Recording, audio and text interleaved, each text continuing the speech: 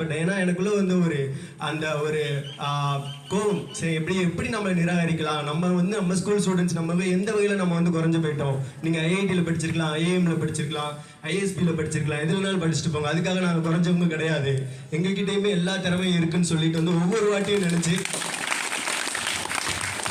அதை ப்ரூவ் பண்ணணும், அதை ப்ரூவ் பண்ணி ஆகணுன்றதுக்காகவே போராடு. சரிங்களா? அதனால இதை வந்து ஒரு தனி மனித வெற்றி அப்படின்ற மாதிரி சொல்லி அதை வந்து குறை நம்ம இடப்பட்ட வேணாம். இது தனி மனித வெற்றி கிடையாது. வந்து ஒவ்வொரு பள்ளிக்கூட அரசு பள்ளியோட வெற்றி, அரசு பள்ளி மாணவன் வெற்றி, தமிழ் வழியில் படிச்சவங்களோட வெற்றி. சரிங்களா?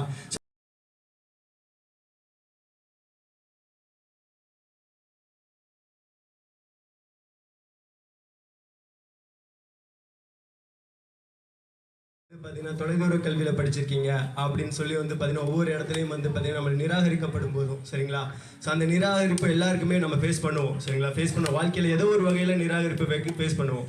அப்படி ஃபேஸ் பண்ணும்போதெல்லாம் தோன்றது என்ன அப்படின்னா நம்ம ஜெயிச்சு காட்டணும். நம்ம ஜெயிச்சு காட்டும் போது வந்து பார்த்தீங்கன்னா நம்ம அரசு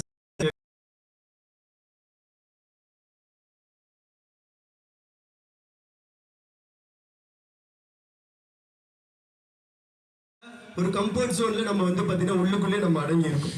சரிங்களா? கம்ஃபர்ட் ஜோனுக்குள்ளே இருக்கும், வெளியில் வரக்கூடாது. அது ஒரு சிறை.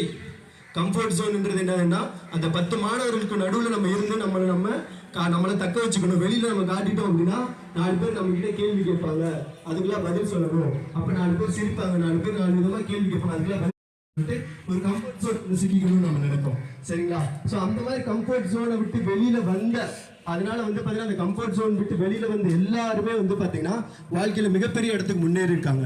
சரிங்களா?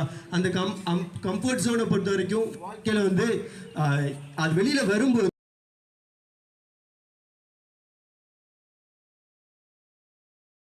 அதை வளர்த்துக்கணும். கிரிட்டிக்கல் திங்கிங், இன்னொன்று என்னது கிரியேட்டிவ் திங்கிங், இன்னொன்று என்னது சொல்லுங்க, கிரியேட்டிவ் திங்கிங். சாயங்காலம் மதியம் ஆயிடுச்சா, வசிக்க ஆரம்பிச்சிருச்சா? அப்படியா? சரி, ஓகே ஓகே, சரி ஓகே, நான் முடிச்சோம். கிரிட்டிக்கல் திங்கிங், கிரியேட்டிவ் திங்கிங் வாழ்க்கையில 2 விஷயம் மட்டும் கல்வியை செலுத்தி ஆகணும். கிரிட்டிக்கல் திங்கிங், சரிங்களா? ஃபர்ஸ்ட் கிரிட்டிக்கல் திங்கிங் வரும். நம்ம புத்தகத்தை இப்ப இருக்க யாரும் சாட் ஜிபிடி யூஸ் பண்றீங்க? சாட் ஜிபிடி யார் யூஸ் பண்றீங்க? கை தூக்குங்க. சாட் ஜிபிடி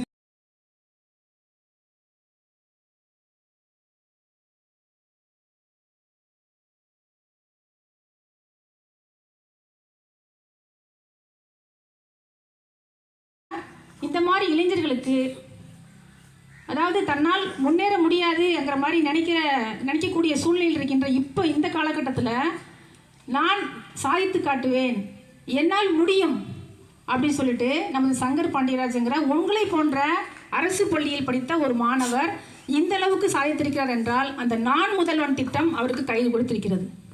இந்த நான் முதல்வன் திட்டம் என்ன அப்படின்னா, ஒரு மாதத்துக்கு 7,500 ரூபா கொடுப்பாங்க. தமிழ் வழியிலே இன்டர்வியூ அட்டன் பண்ணி இன்றைக்கு தமிழுக்கு ஒரு புகழை சேர்த்திருக்கிறார் என்றால் நமது அருகமையில் இருக்கின்ற மண்டபசாலை என்ற ஊரைச் சேர்ந்த அவருடைய பிறப்பிடம் என்று நினைக்கிறேன். மண்டபசாலையில் பிறந்தவர், ரெட்டியப்பட்டியில் படித்தவர், மிகப்பெரிய ஒரு இந்திய நாட்டினுடைய மிக உயர்ந்த பதவி வகிக்கின்ற அளவுக்கு யூபிஎஸ்சி தேர்வு எழுதி அவர் வெற்றி பெற்றிருக்கிறார் என்றால் இதைவிட அரசு பள்ளி மாணவர்களுக்கு எடுத்துக்காட்டு என்று கேட்டால் இவர்தான் ரோல் மாடல்.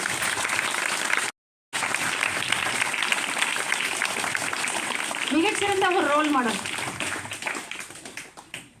சாதாரணமாக ஒரு டிகிரி படித்தா போதும், யூபிஎஸ்சி எழுதிடலாம். இவருக்கு என்ன ஒரு புகழ் அப்படின்னா, நேற்று ஒரு நிருபர் கேட்டார், இவருக்கு வந்து ஏன் இப்படி நீங்கள் சிறப்பு கொடுக்கணும்னு நினைக்கிறீங்க அப்படின்னு சொல்லி கேட்டார். எதுக்காக கொடுக்குறோம் அப்படின்னா, நமது அரசாங்கம் பாதையா அவருடைய வாழ்க்கை முறை. ராமநாதபுரம் மாவட்டத்தில் விருதுப்பட்டி என்னும் ஒரு ஊர் உண்டு. அது தற்போது விருதுநகர் என்ற நகரமாக விளங்குகிறது.